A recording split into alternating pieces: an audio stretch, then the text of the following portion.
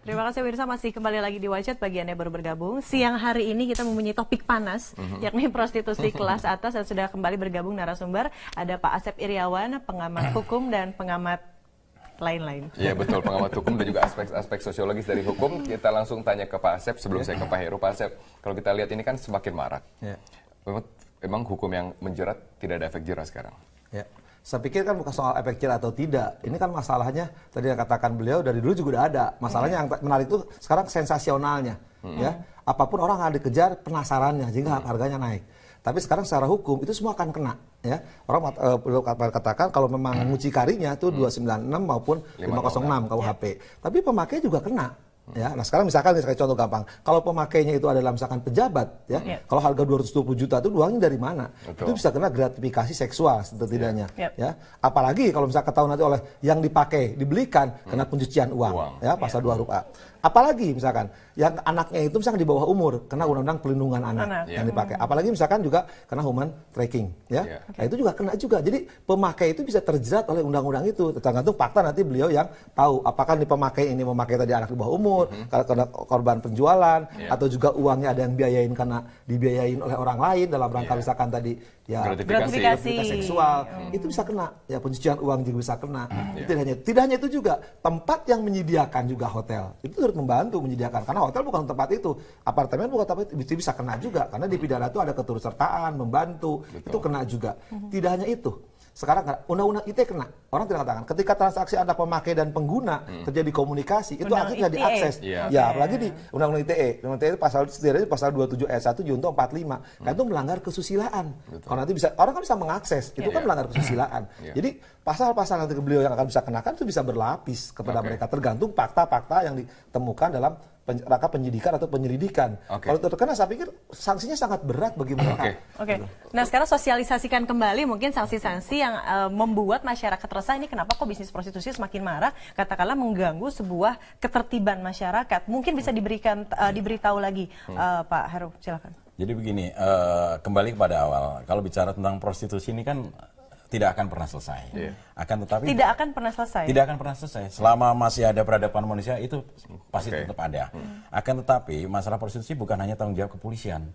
Karena tadi menjangkup masalah aturan undang-undangnya sendiri. Tadi katakan bahwa pemakai atau pelanggan sendiri sebenarnya kan di dalam KUHP tidak ada. Akan tetapi di Perda diatur sebenarnya itu. Betul, di Perda Jakarta. Di Perda diatur. Kembali lagi Perdanya sendiri juga harus diaktifkan. Nah, siapa yang mengaktifkan Perda ini? Satu itu. Kemudian ancaman di Perda memang tidak cukup tinggi, hanya minimal 20 hari sampai 90 hari. Jadi artinya tidak hanya bisa diselesaikan dengan cara pendekatan hukum secara ansih, tapi harus juga melakukan pendekatan secara sosiologis.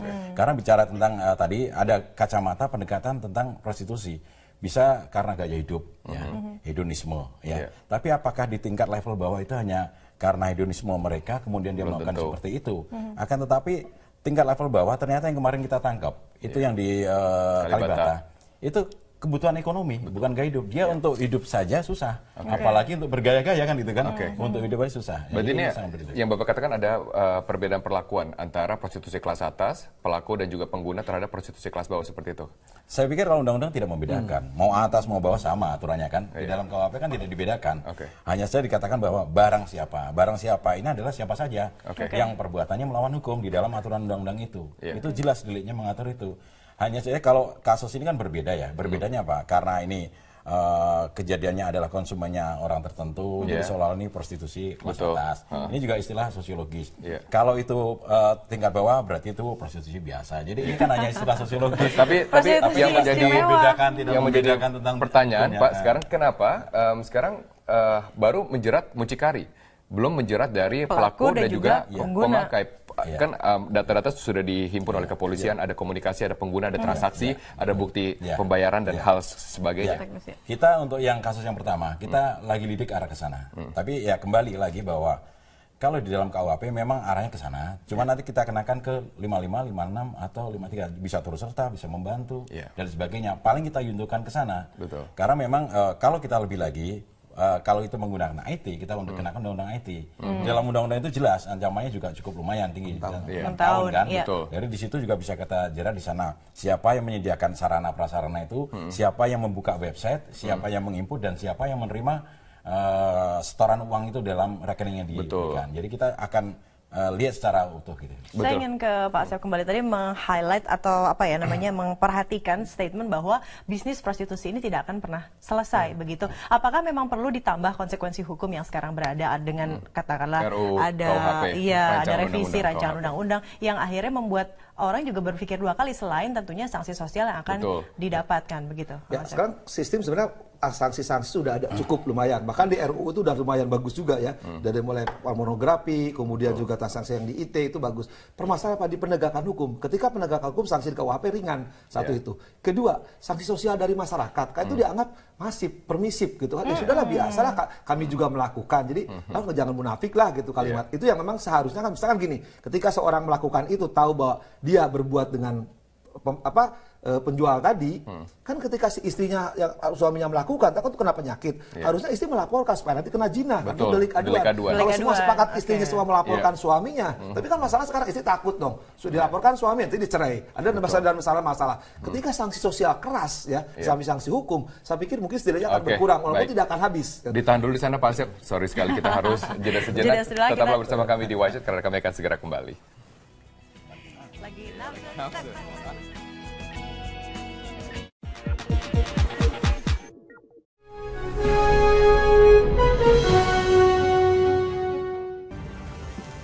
Ya, langsung menjawab pertanyaan tadi saya sebelum jeda, silakan Mbak Anggi. Iya, jadi memang prostitusi saat-saat ini ya kita membahasnya kebanyakan dari dua sisi gitu. Yang sisi pertama adalah kita sepakat bahwa prostitusi itu adalah kejahatan apabila memang ada unsur-unsur yang yang merupakan landasan dari undang-undang tadi. Apabila ada germoknya, apabila ada penindasan, ada ketergantungan ekonomi dan lain sebagainya. Tapi ternyata akhir-akhir ini kita menemukan kelompok prostitut yang berbeda dari yang pertama ini. Mereka berasal dari kalangan yang katakanlah tidak mempunyai mempunyai masalah ekonomi, gitu ya? Betul. Kemudian berada dalam dunia hiburan yang relatif memang ada uangnya, maka kita berasumsi ini jangan-jangan ada masalah lifestyle, ada masalah gaya hidup. Mengapa seseorang itu kemudian melakukan prostitusi? Nah, untuk yang kedua ini maka masyarakat akan mulai bertanya tentang prostitusi ini kriminal atau tindakan asusila, begitu. Nah, ini dua pembahasan inilah yang sekarang sedang banyak diperbincangkan, begitu. Nah, untuk kemudian menentukan sampai sejauh mana prostitut baik yang volunteer, yang sukarela maupun yang memang terpaksa berada di dalam satu skema mucikari ini, nah itu tergantung pemerintah saat ini mau bagaimana mereka bersikap terhadap kemungkinan daripada dua aspek ini.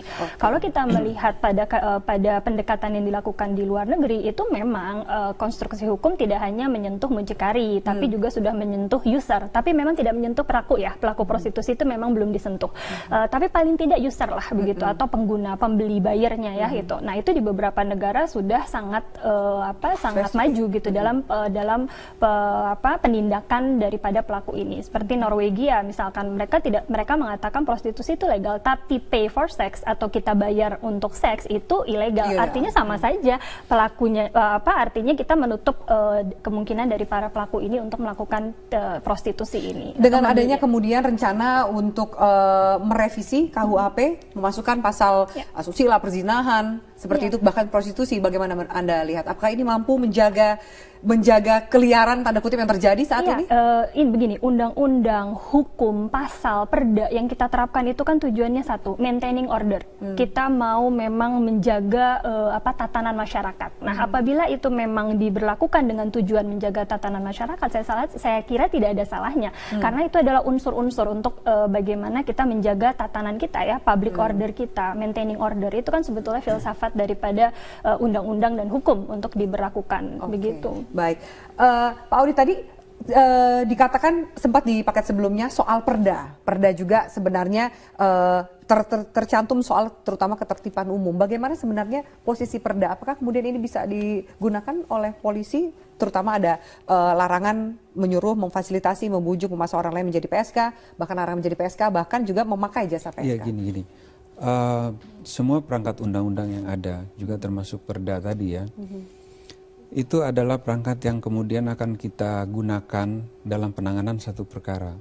Kembali lagi, untuk menangani satu perkara kita akan melihat fakta perbuatannya, yang kemudian kita tangani itu dengan menggunakan perangkat hukum yang ada. Nah, kita kembali kepada kasus ini, kasus RA ini, ya, itu kan kita melakukan, kita bedah kasus lah, ya, kemudian kita temukan bahwa memang perangkat yang akan kita gunakan cocok dengan fakta perbuatan yang dilakukan RA ini, memang itu adalah pasal, untuk sementara ini ya, untuk sementara ini pasal 296 dan 506 KUHP. Ya, tentunya kan kita sudah melihat bagaimana fakta perbuatannya. Dia melakukan ini dan sebagainya, sesuai dengan unsur pasal di 296-506 tadi. Oke, baik Pak. Tadi juga kami mencatat ada kabar reskrim yang datang ke kantor Anda dan mengatakan bahwa meminta untuk Polres Jaksel mengungkap siapa saja yang terlibat prostitusi artis ini sampai tuntas. Ini kan ada ekspektasi masyarakat nih Pak. Apalagi kemudian dihebohkan ada yang harganya sampai 200 juta, bahkan dia memucikarikan 200 orang artis, pria maupun wanita. Sejauh mana menurut Anda dari pihak kepolisian bisa menjawab ekspektasi dari masyarakat ini? Menangani kasus prostitusi atau perbuatan prostitusi itu sebetulnya memang bukan saja menjadi tanggung jawab polisi, maaf. Karena itu membutuhkan kerjasama dari semua pihak, ya, dari Kementerian Sosial, peranan wanita dan sebagainya. Kalau tindakan polisi sendiri sebetulnya sudah kita lakukan itu jauh-jauh hari sebelumnya. Bahkan dari Babin Kamtipmas kita memberikan himbauan-himbauan.